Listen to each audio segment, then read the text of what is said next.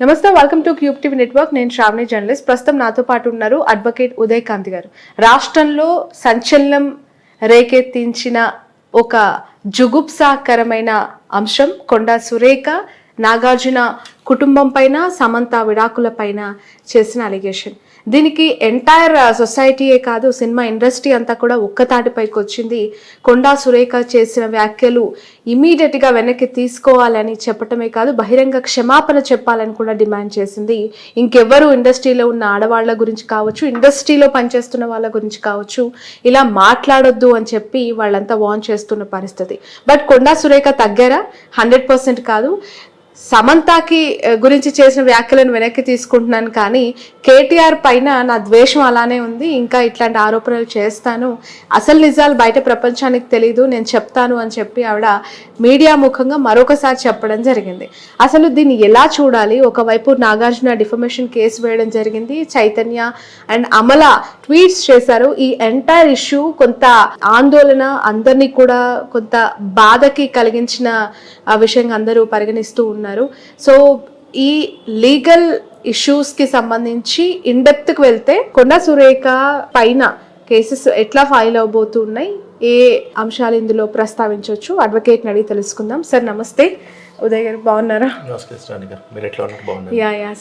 Sir నిన్న చూసారు కొండా సురేఖ గారి వ్యాఖ్యలు. ఆల్ ఆఫ్ ఎ సడన్ మీడియాని షేక్ చేసిన ఒక కమెంట్ అది.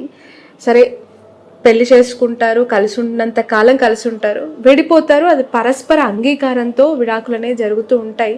వన్స్ డివోర్స్ అయిన తర్వాత ఎక్కడా కూడా సర్కిల్లోనే కాదు బయట కూడా ఎక్కడ వాడి గురించి ప్రస్తావించే వాళ్ళు చాలా చాలా తక్కువ.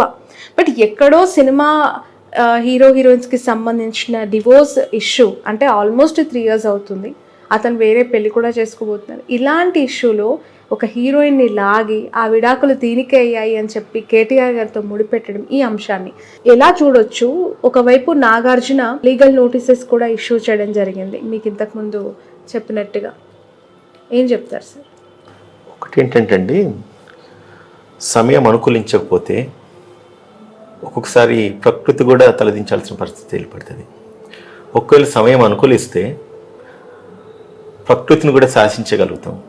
అది నిజంగా అంటే ఒక మెయిన్ బాధాకరం విషయం ఏంటంటే, కొండా సురేఖ గారు రాజకీయాలలో ఎంతో అనుభవం ఉన్న వ్యక్తి. ఇప్పటి కాదు, గడిచిన ప్రభుత్వాలలో కూడా తను మంత్రిగా చేసిన వ్యక్తి. అంతేకాకుండా ఎంతోమంది ప్రజల్లో వారుకున్నంత పేరు, వాళ్ళు గెలుచుకున్నన్ని మనోభావాలు ఏ ఒక్క నాయకులకి, ఏ ఒక్క కుటుంబానికి లేవు. కొండా సురేఖ గారు కావచ్చు, కొండా మురళి గారు కావచ్చు, వాళ్ళ హస్బెండ్. సో ప్రజలలో ఎంతో ఉంటూ వాళ్ళకున్న అనుభవం ఈరోజు ఇంతటి వాక్యానికి దారి తీసిందంటే, తను కొన్ని కోణాలు ఆలోచించాలి. ఏంటంటే, అంత ఎక్స్ట్రీమ్స్ ఆఫ్ ఎమోషన్కి ఎందుకు ట్రాగ్ అయింది ఆవిడ? అంటే విజ్ఞత కోల్పోయి మాట్లాడినారా, ఆవేశంతో మాట్లాడినారా, లేకపోతే సహనం కోల్పోయి మాట్లాడినారా, ఎందుకు ఆ మాట మాట్లాడాల్సి వచ్చింది అన్నది ఈరోజు అంటే మా కాంగ్రెస్ పార్టీలో ఈవెన్ మహేష్ కుమార్ గౌడ్ గారు పిసిసి ప్రెసిడెంట్గా ఉంటూ కూడా ఒక రకంగా క్షమాపణ చెప్పే పరిస్థితికి దారి తీసినాయి అంటే మనము నిజంగా కొంచెం బాధకరం.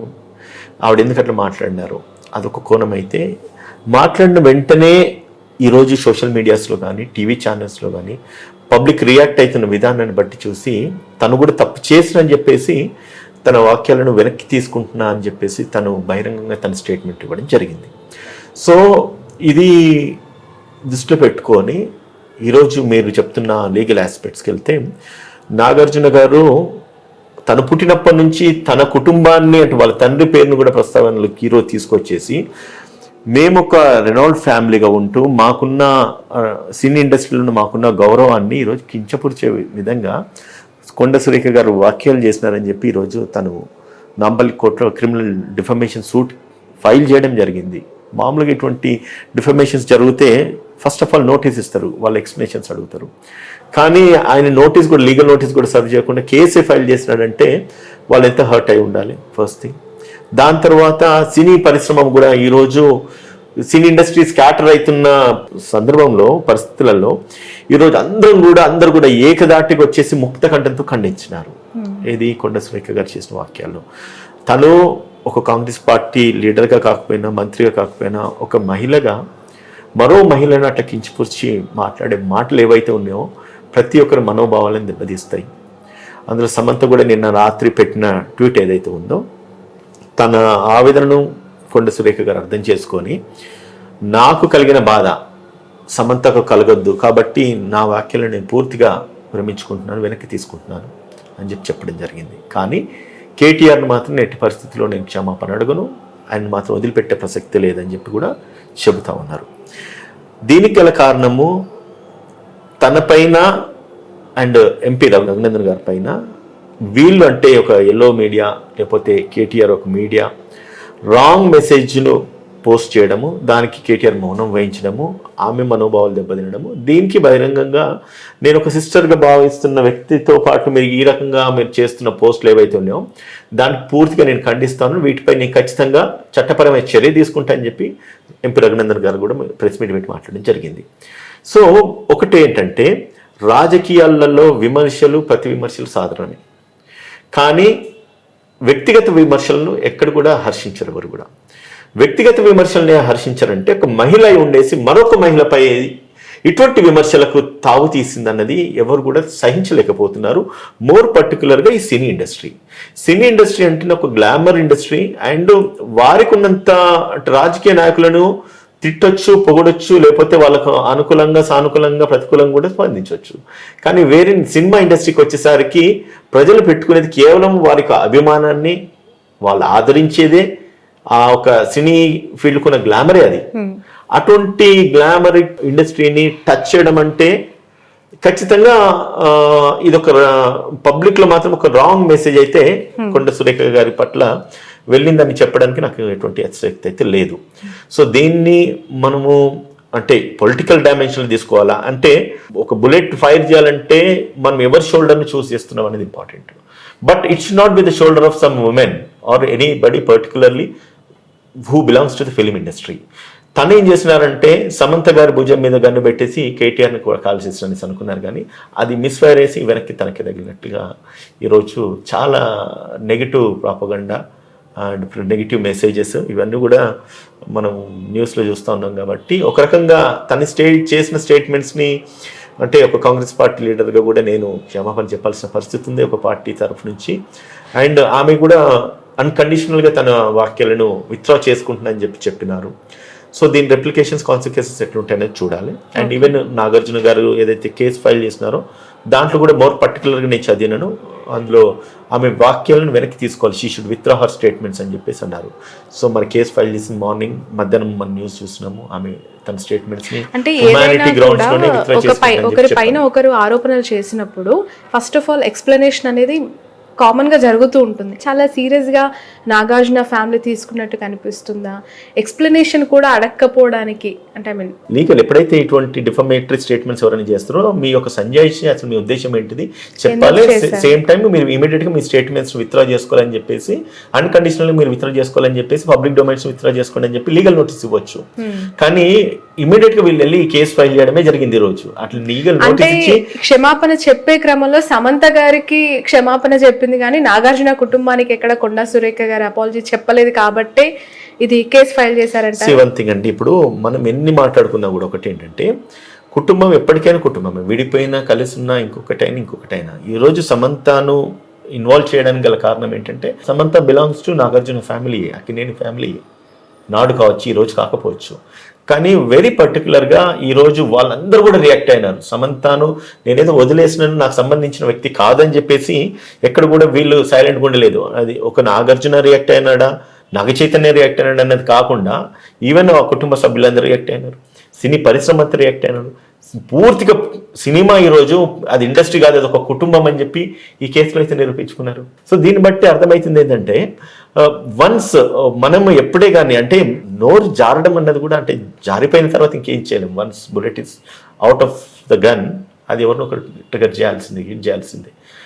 ఈ కేసులో అదే జరిగింది. కానీ దాని కాన్సిక్వెన్సెస్ ఎంత తీవ్రంగా ఉంటాయి అన్నది మాత్రం ఈరోజు పబ్లిక్లో వచ్చిన రెవల్యూషన్ కావచ్చు, సినీ ఇండస్ట్రీ నుంచి వచ్చిన రెవల్యూషన్ కావచ్చు, ఒక మెసేజ్ అయితే ఇస్తుంది ఏంటంటే రాజకీయాలను వ్యక్తిగత జీవితాలకు ముడిపెట్టద్దు, అండ్ సేమ్ టైం రాజకీయాలకు సంబంధించి మనం కామెంట్స్ ఎంత చేసినా, విమర్శలు ఎంత చేసినా కూడా అది పర్సనల్ లైఫ్స్కి, పర్సనల్ ఇమేజెస్ కానీ ఒక విమెన్ మనోభావాలను దెబ్బతీసే విధంగా ఉండొద్దు అనేది మాత్రము ఒక క్లియర్ కట్ మెసేజ్ అయితే సమాజంలో స్ప్రెడ్ అయిందని మాత్రం చెప్పుకోవచ్చు మనం. రైట్.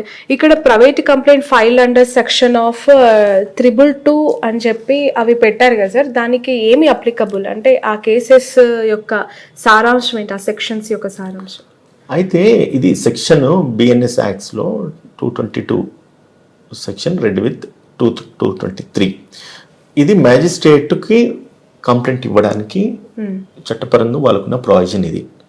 ఎప్పుడైతే ఎవరి మీదనైతే దాడి జరిగినా, వారికి అన్యాయం జరిగినా, సో దాన్ని అప్రోప్రియేట్ కోర్టుకి వీళ్ళు అప్రోచ్ కావచ్చు, ఏ ప్రొవిజన్ ఆఫ్ లాలో వీళ్ళు అప్రోచ్ కావచ్చు అనే దాని యొక్క సారాంశం ఇది.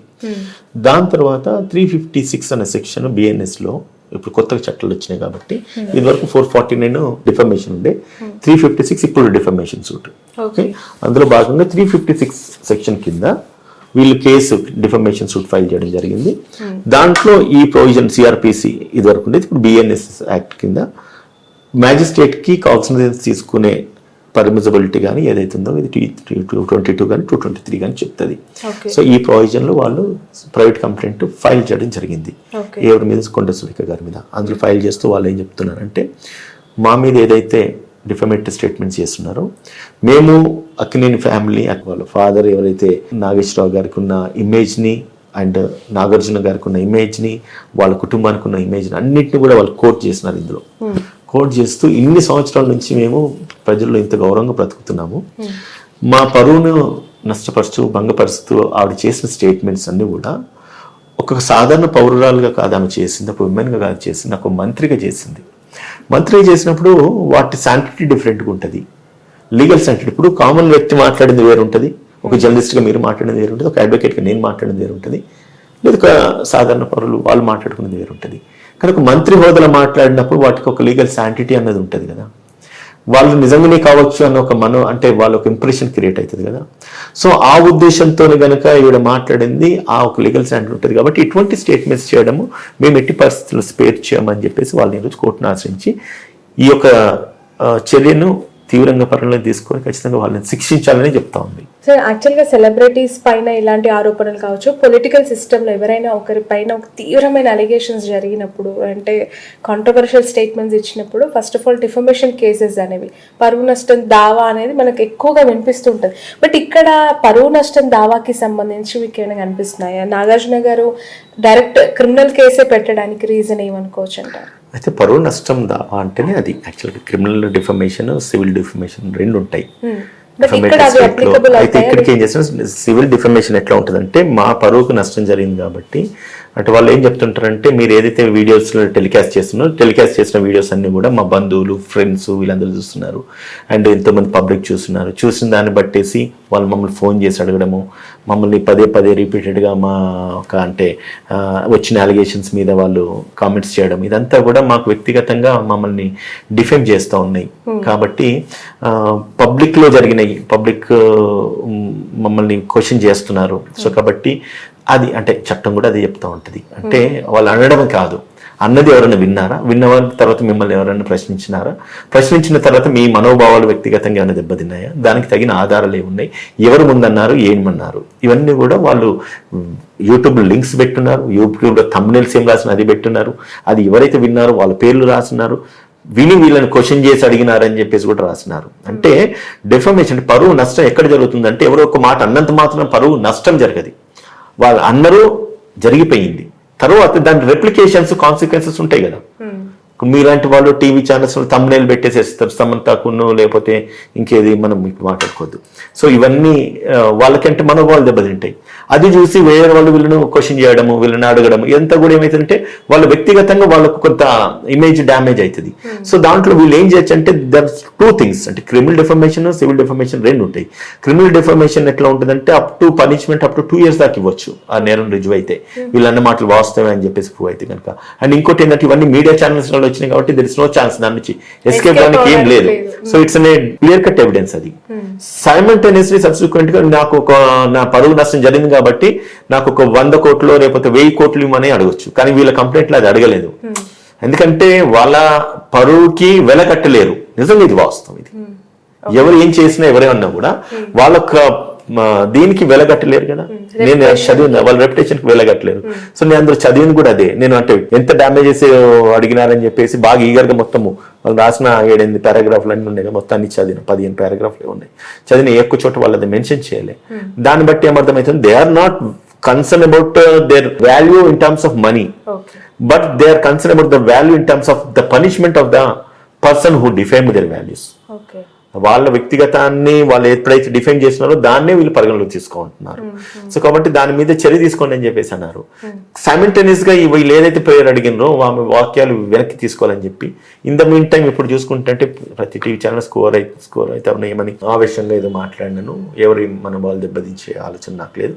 అండ్ మోర్ పర్టికులర్లీ సమంతాన్ని మెన్షన్ చేసి తను వాక్యాలు వెనక్కి తీసుకుంటాను. బట్ సురేఖ గారు ఆమె ఉదయమే తన వ్యాఖ్యలు వెనక్కి తీసుకున్నట్టు మనకి మీడియాలో మనం వార్తలు చూసాం, ఆ బైట్స్ కూడా మనం చూసాం.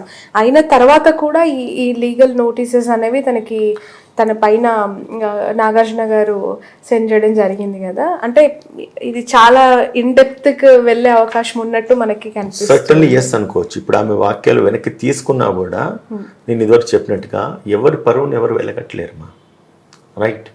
సో దాన్ని కాంపన్సేట్ చేయాలంటే జ్యుడిషియల్ సిస్టమ్ ఉంది, లీగల్ సిస్టమ్ ఉంది.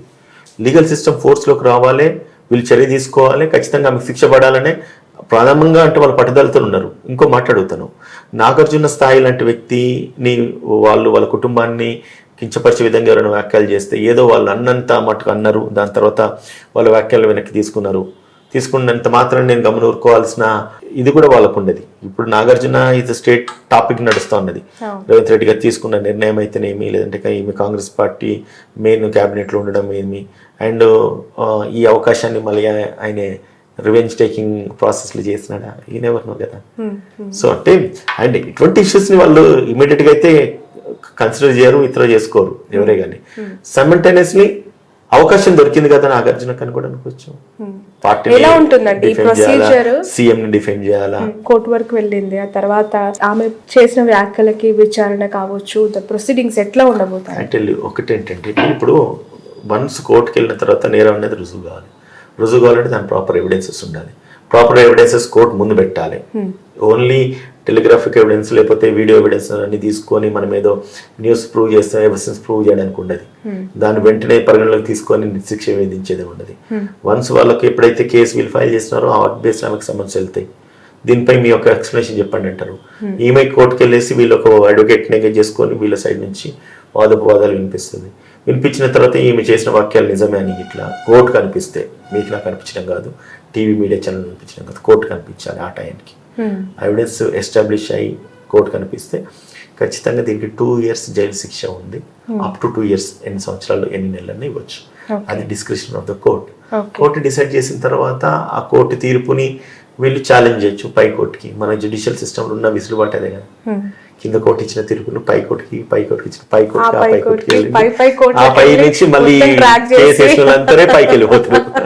కోర్టులో ఉన్న విసులుబాటు ఏదైతే ఉన్నదో పై నుంచి సిస్టమ్ లో అన్ని బానే ఉన్నాయి. ఈ ఒక్క పాయింట్ దగ్గర అందరూ కూడా కొంత నిరుత్సాహపడుతూ ఉంటారు. నేను ఒక న్యాయవాదిగా నేను కూడా నిరుత్సాహపడుతూనే ఉంటా. అదే సార్, ఇప్పుడు ఇవే మంత్రి హోదాలో అలాంటి వ్యాఖ్యలు చేసినప్పుడు ఇంకా ఇంటెన్స్ గా చొచ్చుకెళ్ళిపోయినాయి. నిజంగానే ఆమె మంత్రి కాకముందు పార్టీ లీడర్ గా మాట్లాడిన బొచ్చడు కాంట్రవర్షియల్ స్టేట్మెంట్స్ ఉన్నాయి. ఏ రోజు కూడా కొండా సురేఖకు సంబంధించి ఒక స్క్రోలింగ్ ఒక వీడియో కూడా రాలే.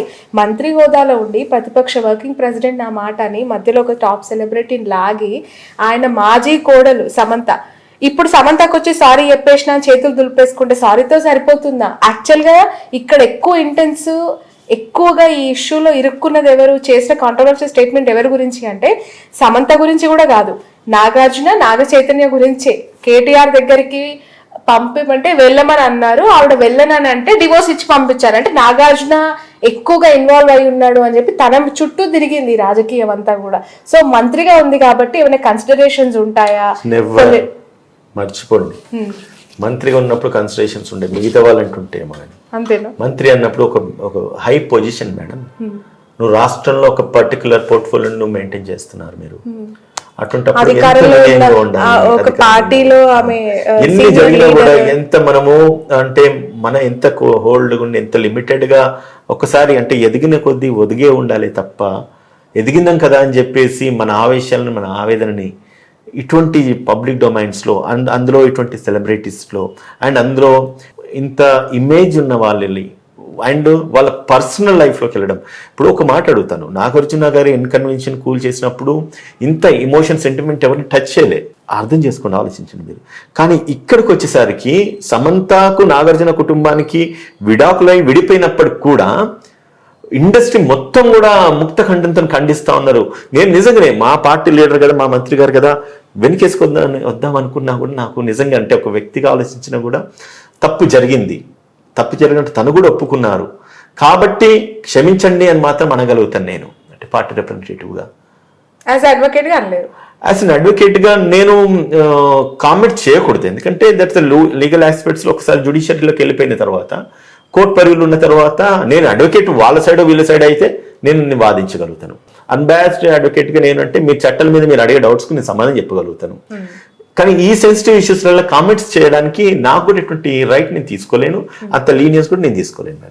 కాసేపు అడ్వకేసీకి సంబంధించి పక్కన పెడితే కాంగ్రెస్ పార్టీ ఒక వ్యక్తిగత కక్ష నాగార్జున పైన ఆయన కుటుంబం పైన పెట్టుకున్నట్టు నాకు కనిపిస్తుంది. ఎందుకు అని అంటే ఒక మంచి ఉద్దేశంతో మూసీ పరిరక్షణ అనే ఒక ఇష్యూతోని హైడ్రాని తీసుకొచ్చాము, హైడ్రా ద్వారా చెరువులను మళ్ళీ పునరుద్ధరిస్తే పదే రేవంత్ రెడ్డి గారు చెప్తూ ఉన్నారు.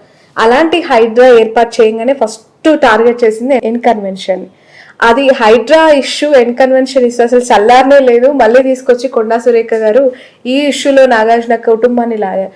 ఈ కాంగ్రెస్ పార్టీ అధికారంలోకి వచ్చిన తర్వాత కాంగ్రెస్ వర్సెస్ అక్కినేని కుటుంబంగా ఏమైనా ఇంటర్నల్ వార్ ఏమైనా జరుగుతుందా? వ్యక్తిగత కక్షలు రేవంత్ రెడ్డి గారికి ఉన్నాయా, లేదంటే ఆ పార్టీని డ్రైవ్ చేస్తున్న హైకమాండ్ కు ఉన్నాయా, ఇలాంటి మంత్రులకు ఉన్నాయా? ఏం జరుగుతుంది అసలు?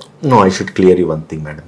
ఇప్పుడు నాగార్జున కుటుంబానికి రేవంత్ రెడ్డి గారికి వ్యక్తిగత కక్షలు ఉండడానికి ఏం లేదు. ఒకటి, ఈరోజు కొండా సురేఖ గారికి నాగార్జున కుటుంబానికి వ్యక్తిగత కక్షలు అయితే ఏం లేవు. రెండు, ఆవిడ వెరీ కేటగారికల్గా చెప్తున్నది ఏంటంటే కేటీఆర్ చేసిన వాక్యాలు ఏవైతున్నాయో దాన్ని దృష్టిలో పెట్టుకొని నేను కొంచెం అంటే ఆవేశంగా తను మాట్లాడిన మాటలు, నా లక్ష్యం నా టార్గెట్ కేటీఆర్ని ఎట్టి పరిస్థితుల్లో స్పేర్ చెయ్యను అని చెప్తూనే దానికి గల కారణం దాన్ని అన్నెసెసరీగా అంటే వీళ్ళను అంటే సమంతాన్ని తీసుకురావడం అయితే అదొకటి సెన్సిటివ్ ఇష్యూ మేడం. అది కేటీఆర్ ఇప్పుడు రాజకీయాలలో ఎన్నో మాటలు ఇంతెందుకు ఇదే సురేఖ గారు కేసీఆర్ను కూడా తిట్టిన సందర్భాలు ఎన్నో ఉన్నాయి.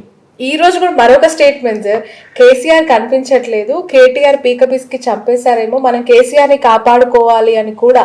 అంటే she entirely out of control. తను ఏం మాట్లాడుతున్నారు అనే స్పృహ కూడా లేకుండా తను మాట్లాడుతున్న పరిస్థితి. ఎందుకు అంత అగ్రెసివ్నెస్? రాజకీయాలకి ఇవి మంచిది కాదు కదా. పొలిటికల్ ఈక్వేషన్స్లో మనము స్పృహ కోల్పోయి మాట్లాడుతున్నారు, ఎందుకు మాట్లాడుతున్నారు అనే దానికి కంటే కూడా రాజకీయ కోణాలే ఉన్నాయి, ఆలోచించుకోవాల్సి వస్తుంది. అట్లా సో వీ నెవర్ నో, అంటే ఎవరి ఇంటర్ప్రిటేషన్స్ ఎవరు ఎందుకు చేస్తున్నారని మనకు తెలియదు కదమ్మా. సో కాబట్టి we cannot comment on personal things. And మీరు అడుగుతున్న ప్రశ్నకు సమాధానం చెప్తా. రేవంత్ రెడ్డి గారు వ్యక్తిగతంగా ఈయనను పగబట్టినారా నాగార్జున అంటే ముమ్మటి కాదని నేను చెప్పగలుగుతాను. ఎందుకంటే మా ముఖ్యమంత్రిని నేను చెప్పడం కాదు, హైడ్రా అన్నది కాన్సెప్ట్ తీసుకొచ్చిన తర్వాత ఎవరిని కూడా స్పేర్ చేస్తలేదు, అది టాప్ టు బాటమ్ అందరినీ. ఎందుకంటే ఈరోజు హైడ్రా కనుక మేబీ ఈరోజు మనకు బాధ అనిపిస్తుంది కావచ్చు, లేదంటే ఎంతోమంది ఆర్తనాదాలు మనం వింటున్నాము, ఎంతోమంది బాధపడుతూ ఏడుస్తూ ఉన్నారు. నేను ఒక విషయం చెప్తానమ్మా, సింహాద్రి సినిమా నేను చూసినప్పుడు దాంట్లో జూనియర్ ఎన్టీఆర్ హీరోయిన్ తండ్రిని షూట్ చేస్తాడు, ఆయన ట్రైన్ ఎక్కబోతుంటాడు. షూట్ చేయగానే ఆమె చూసి పిచ్చిది అయిపోతుంది, ఇట్లెందుకు చేసినాడు, నేను ప్రేమించే వ్యక్తి నా తండ్రిని కాల్ చేసినాడు. దాని సారాంశం ఏంటంటే ఆ ఒక్క వ్యక్తి క్యాష్ చేస్తున్న ఒక సూట్ కేసులో బాంబు ఉంటుంది, ట్రైన్ ఎక్కితే గనక ఆ బాంబు వెళ్తే అందరు చచ్చిపోతారు. అంటే ఎందుకు చెప్పాల్సి వస్తుంది ఈ మాట మీకంటే, 100 మందిని కాపాడడానికి ఒక మనిషిని చంపాల్సిన పరిస్థితి వస్తున్నప్పుడు ఆ మనిషిని 100 మంది గురించి ఒక్కరిని చంపండి అని చెప్పి ఆ ఒక సినిమా యొక్క సారాంశం. ఇక్కడ నేను ఎందుకు మెన్షన్ చేస్తున్నానంటే కొందరికి ఈరోజు ఇబ్బంది కలగవచ్చు, కానీ ఇది రాష్ట్ర వ్యాప్తంగా తీసుకున్న నిర్ణయం. మనం కొన్ని చూస్తున్నాం, ఢిల్లీ లాంటి ప్రాంతాలు, బొంబాయి లాంటి ప్రాంతాలు, లేదంటే బెంగళూరు లాంటి ప్రాంతాలలో మనం చూస్తున్నాయి, కొందరికి నీళ్లు లేక స్నానం చేయలేక తడిగుడ్డలతోనే ఒళ్ళు దూడ్చుకొని వెళ్ళిన సందర్భాలు ఉన్నాయి. అది గుర్తు చేసుకోండి. రేపు వాటర్ రిసోర్సెస్ ఆగిపోతాయి.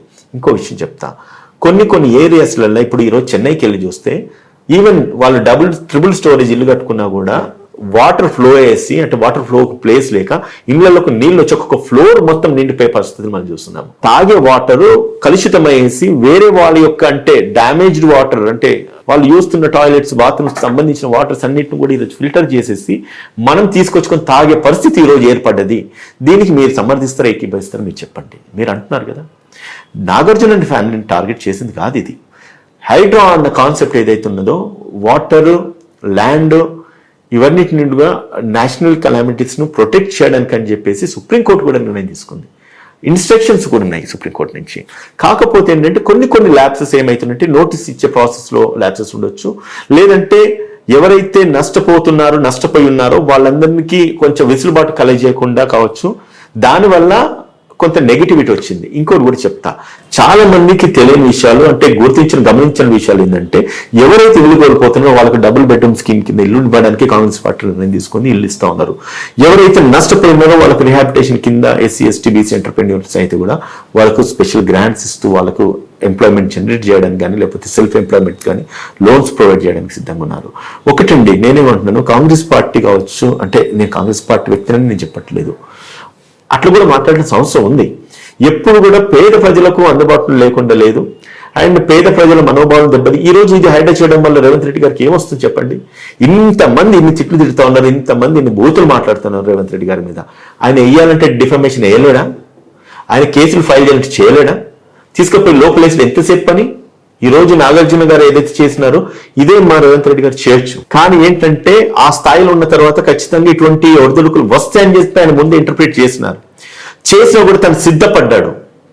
ఇదివరకు నేను చెప్పినట్టుగా 100 మందిని పరిరక్షించుకోవాలి కాపాడుకోవాలంటే ఒక్కడికి నేను నష్టపోయినా పర్లేదు, ఒకటి నాకు డిఫైమ్ అయినా పర్లేదు అని నిర్ణయం తీసుకున్నారు. ఆయన ఎవరు తిట్టట్లేదు, ఆయన కుటుంబాన్ని ఆయన భార్య పిల్లల్ని తిడతలేరు. మీరు చూస్తారు న్యూస్ ఛానల్స్లలో ఈ రోజు కొండా సురేఖ గారు మాట్లాడిన మాటల కంటే కూడా రేవంత్ రెడ్డి గారి మీద మాట్లాడుతున్న ఆయన కుటుంబం మీద మాట్లాడుతున్న ప్రజల ఒక వాక్యాలను మనం ఏం మాట్లాడలేం, ఏ రకంగా దాన్ని రిసీవ్ చేసుకోవాలి.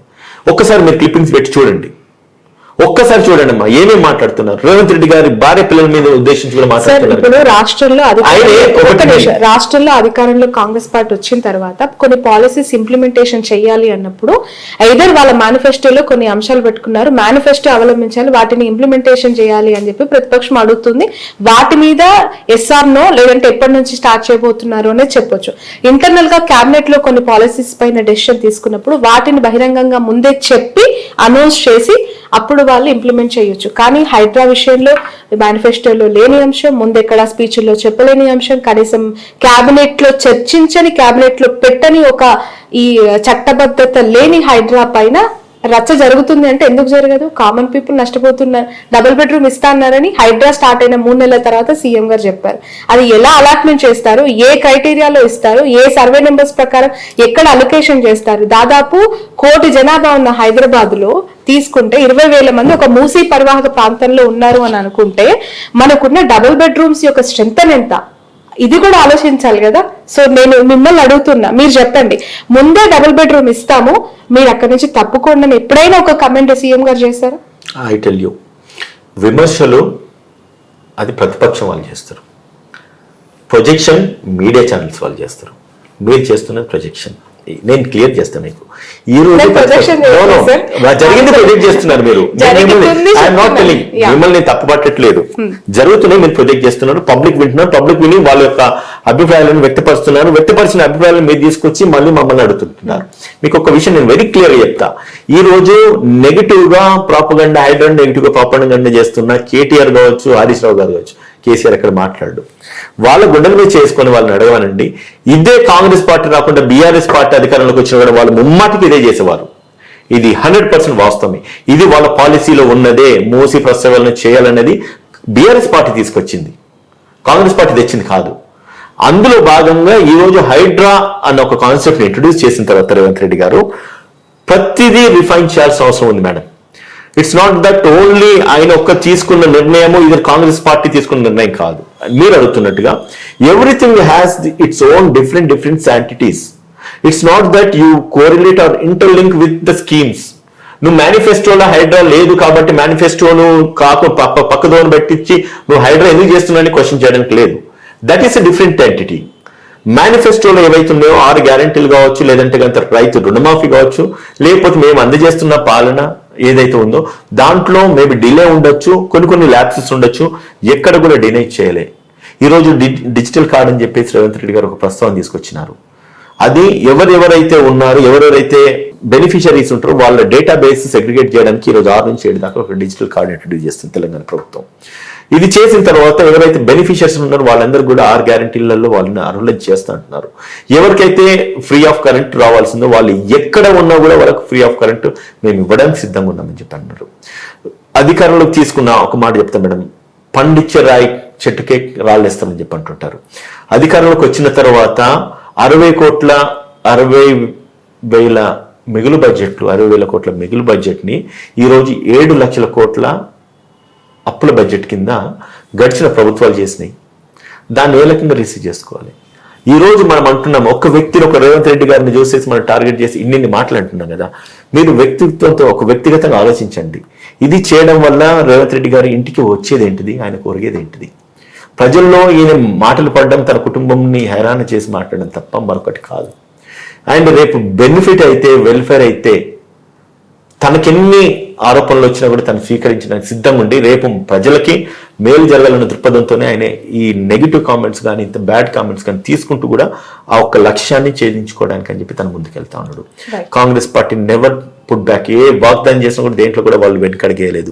ఇంకోటి, ఇచ్చిన వాగ్దానం నెరవేర్చుకోవడానికి పోవడానికి గల కారణాలు ఈరోజు తెలంగాణ రాష్ట్రం చేసిన గడిచిన ప్రభుత్వం చేసిన అప్పులే తప్ప మరొకటి కాదు. స్టాటిస్టిక్స్ చెప్తున్నాను, నేను చెప్తున్నాను, Congress party leader చెప్తలేడు.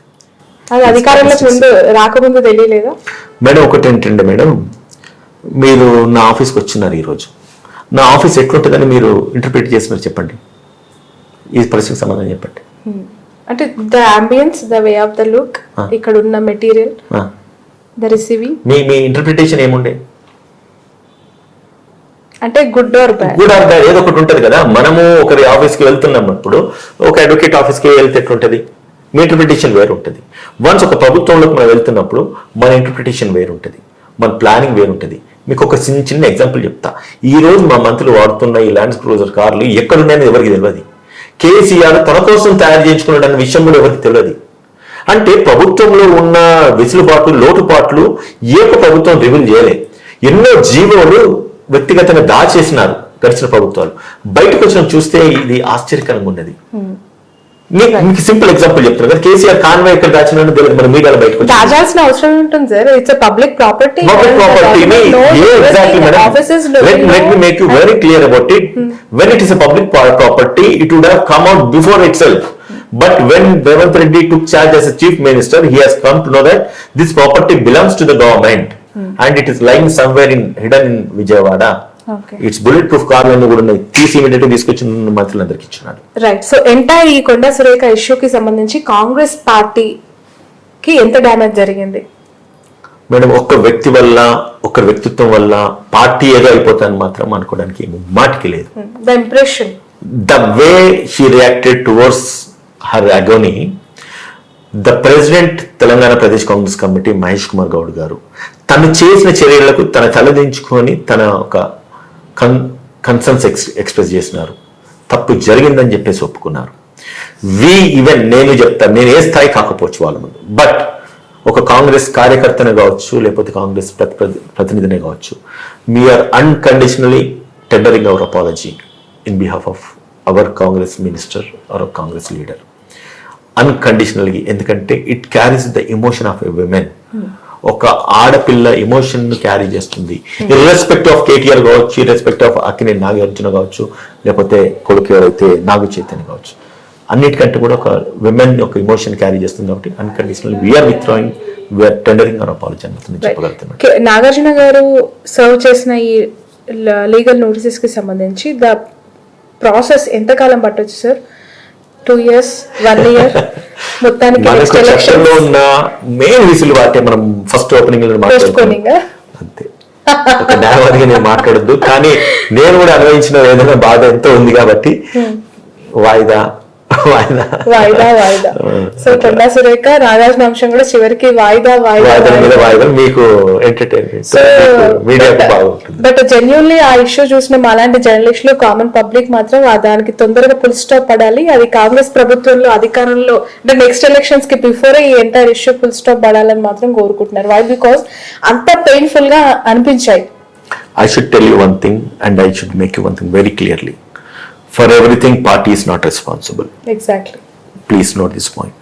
For everything, party is not responsible. To what extent party is responsible?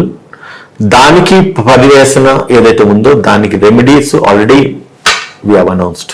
ఏదైతే జరిగిందో దానికి మా ప్రెసిడెంటే అపాలజీ టెండర్ చేస్తున్నాడు. తర్వాత అది పర్సనల్ డొమైన్లోకి వెళ్తుంది. వాళ్ళు ఖచ్చితంగా కోర్టు ముందు వెళ్లాల్సిందే, వాళ్ళ ఎక్స్ప్లెనేషన్స్ ఎక్స్ప్రెస్ చేయాల్సిందే. ఈ రోజు ఏదైతే అపాలజీ టెండర్ చేసిన పార్టీ నుంచి అపాలజీ చెప్పినా కనీసం దానికి కన్సిడరేషన్ లేదు సార్. మహేష్ కుమార్ గారు పాపం పిసిసి పదవి వచ్చిన తర్వాత ఫస్ట్ టైం వచ్చి బహిరంగంగా క్షమాపణ కనీసం ఫుల్ స్టాప్ పెట్టమని అడిగితే ఒక సెలబ్రిటీ కూడా దాన్ని స్వాగతించలేదు. అందరూ మూకుమ్మడిగా ట్వీట్లు చేస్తూనే చేస్తా అంటే పిసిసి అధ్యక్ష పదవిలో ఆయన ఒక పొజిషన్ లో ఉండి ఇచ్చిన అనౌన్స్మెంట్ కూడా ఎవరు కూడా కన్సిడరేషన్ చేయలేదు. ఇప్పుడు పిసిసి ప్రెసిడెంట్ అయి ఉండి తను తీసుకుని చేసిన వ్యాఖ్యలను తన విజ్ఞత అది. వీళ్ళు యాక్సెప్ట్ చేయకపోవడం వాళ్ళ ఆవేదనది. ఆయన విజ్ఞతకు వీరి యొక్క ఆవేదనకి మనకు పొంతన లేదు. వీళ్ళ ఆవేదన సప్రెస్ కావడానికి ఆయన విజ్ఞత కాంపిటెన్స్ కాదు. ఇక్కడ ఆయన చేయాల్సింది ఆయన చేస్తున్నాడు. వీరు చేయాల్సింది వీళ్ళు చేయాలి. మీరు ఏం చేస్తారు, ఎప్పుడు చేస్తారు, ఎట్లా చేస్తారు అనేది వీళ్ళు విజ్ఞతకు వదిలేస్తున్నారు. థ్యాంక్ యూ సో మచ్ అండి ఉదయ్ గారు. మొత్తానికైతే యాజ్ అన్ అడ్వకేట్ అలాగే కాంగ్రెస్ పార్టీ లీగల్ సెల్ నుంచి కూడా ఉదయ్ గారితో ఇప్పటి వరకు మనం మాట్లాడడం జరిగింది. ఖచ్చితంగా దీనికి సంబంధించి ఒకవేళ శిక్ష కనుక పడినట్టయితే అది 2 సంవత్సరాల కాలం ఉండొచ్చు. బట్ కోర్టు పరిధిలోకి వెళ్ళిన ఇష్యూ కాబట్టి ఎంతకాలం ఇది ప్రొలాంగ్ అవుతుంది అనేది కూడా వేచి చూడాల్సిన అంశం. ఎంటైర్ కాంగ్రెస్ పార్టీ మాత్రం చాలా విచారం వ్యక్తం చేస్తుంది. బహిరంగంగా అందరూ కూడా దీన్ని సమర్థించలేదు. బట్ తను ఎందుకు అలా మాట్లాడాల్సి వచ్చింది అనే దానిపైన కూడా క్లారిటీ ఇచ్చిన పరిస్థితుల్లో ఇది ఇష్యూ ఇంకా ఎంతవరకు డ్రాగ్ అవుతుంది. ఎందుకంటే పరువు నష్ట దావా వేసేసి వదలలేదు. దానికి సంబంధించిన ఎక్స్ప్లెనేషన్స్ అడిగి విడిచిపెట్టే పరిస్థితుల్లో నాగార్జున లేరు. చాలా సీరియస్ గా తను తీసుకున్నట్టు మాత్రం మనకు అనిపిస్తుంది. So let's wait and see Nagarjuna versus Konda episode ఇది ఎంత దూరం ఎంత కాలం ప్రయాణిస్తుందో, ఎంత వేగంగా ముందుకెళ్తుందో.